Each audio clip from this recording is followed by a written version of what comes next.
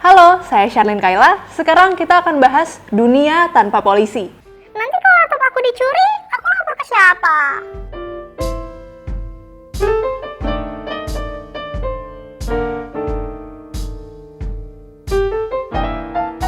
Akhir-akhir ini, hampir setiap hari ada aja tingkah pola polisi yang bikin kita semua bilang, "Hadah!" Di level individu, kita bisa lihat polisi-polisi yang suka gangguin cewek dan pamer jabatan lewat DM. Sampai akhirnya muncul istilah "Halo Dek" buat deskripsiin fenomena ini. Ada juga yang minta duit di jalan pas razia. Bahkan ada jenderal polisi yang baru banget dilantik. Udah ketahuan jual narkoba, pantas aja kaya raya. Di level institusi, kita bisa lihat kasusnya Ferdy Sambo. Bagaimana para aparat saling melindungi satu sama lain. Bahkan saat salah satunya membunuh sesamanya. Selain itu, kita juga bisa lihat beragam kasus kekerasan aparat terhadap warga sipil. Bagaimana kepolisian gagal nanganin kasus-kasus kekerasan seksual, sampai yang paling baru dan bikin marah, pembunuhan massal di Stadion Kanjuruhan. Ini belum ngomongin cerita-cerita kekecewaan publik waktu berurusan sama polisi yang nyarinya semudah nge-search tagar "percuma lapor polisi" di Twitter. Di dunia tanpa polisi, semua orang saling jaga satu sama lain. Kita bertanggung jawab bukan hanya atas keamanan dan kesejahteraan diri kita sendiri, tetapi juga orang-orang di sekeliling kita, di komunitas kita. Setiap orang dalam komunitas bisa dilatih, dipilih, dan mengajukan diri untuk berjaga. Ya, mirip ngeronda gitulah. Sistem kayak begini udah diterapin sama masyarakat di Rojava, sebuah daerah otonom di Suriah Utara. Di sana ada pasukan pertahanan sipil alias HPC yang patroli di lingkungan tempat tinggal mereka masing-masing. Seenggaknya 40% dari anggota HPC adalah perempuan, ibu-ibu gitu biasanya. Jadi mereka kenal sama yang mereka jaga.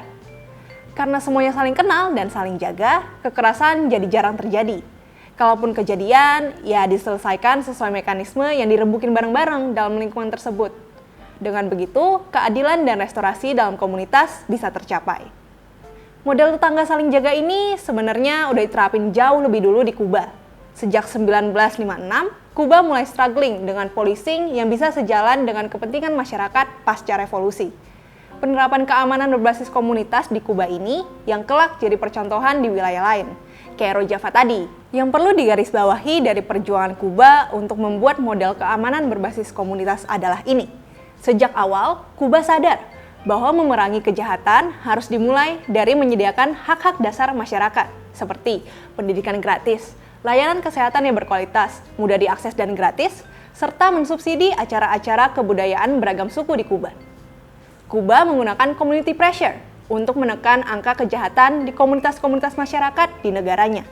Setelah revolusi, Kuba membentuk polisi bernama Komite Pertahanan Revolusi atau CDR untuk mempertahankan diri dari serangan kelompok-kelompok yang dibiayai Amerika Serikat, terutama terkait masalah kartel-kartel narkoba yang menyelundupkan narkoba dari Florida ke Kuba. Jadi ketika perang kartel terjadi dan narkoba menyerang pemukiman miskin padat penduduk di Amerika Serikat, Meksiko, dan beberapa kawasan Amerika Latin, Kuba selamat dari krisis kecanduan narkoba.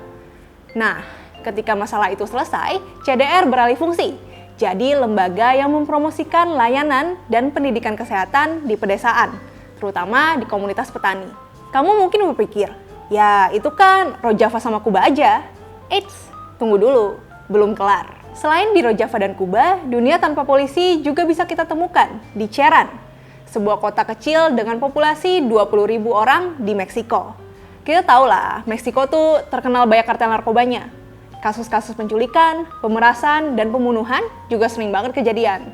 Tapi di Cherán, kasus-kasus kayak gitu jarang terjadi. Kok bisa? Ya, karena penduduk Cherán beneran memerintah dan menjaga wilayahnya sendiri. Di Cherán, nggak ada politisi ataupun polisi.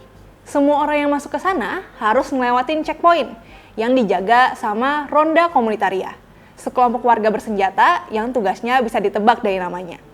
Di situ nanti ditanya, abis dari mana dan mau kemana. Kasus-kasus pelanggaran hukum besar di Cherán tetap diserahkan ke Kejaksaan Agung setempat, tapi jarang ada sih.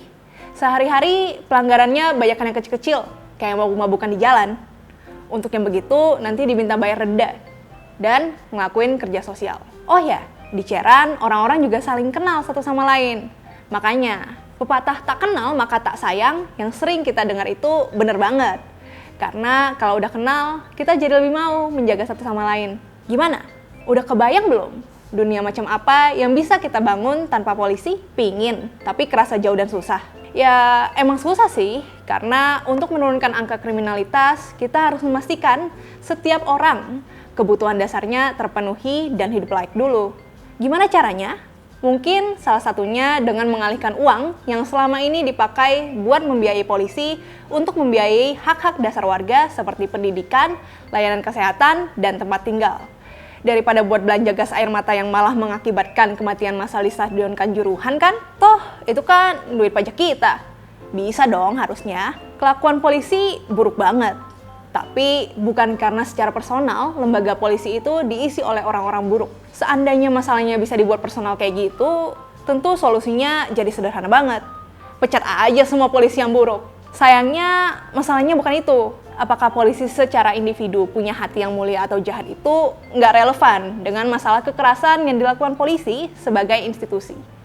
Masalahnya, kalau kita berkaca pada tiap kelakuan polisi, lembaga kepolisian itu sendiri mereproduksi kekerasan. Dari contoh-contoh yang udah dibahas di atas, kita bisa lihat bahwa ternyata di dunia ini ada lembaga yang lebih egaliter untuk mengayomi dan melayani kebutuhan-kebutuhan masyarakat dalam hal keamanan.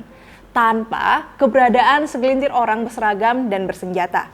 Tanpa orang-orang yang diberikan privilese dan kuasa lebih tinggi dari kita, masyarakat sipil, untuk menangani kejahatan atau mengatur keamanan. Sejak awal, ketika kita dihadapkan dengan polisi, satu pihak, polisi, udah ngantongin lisensi sebagai pihak yang paling otoritatif dalam urusan keamanan. Sejak awal, ketika kita berhadapan dengan polisi, posisinya udah nggak setara. Sejak awal, kita udah dilemahkan. Belum lagi kalau polisinya bawa senjata. Mungkin buat sekarang, kita cuma bisa membayangkan dulu. Tapi apalah yang nggak bisa kita capai kalau dikerjainnya bareng-bareng. Ngeviralin kasus biar diurus polisi aja bisa. Jadi, yang ini juga pasti bisa dong kalau bareng-bareng. Hehe.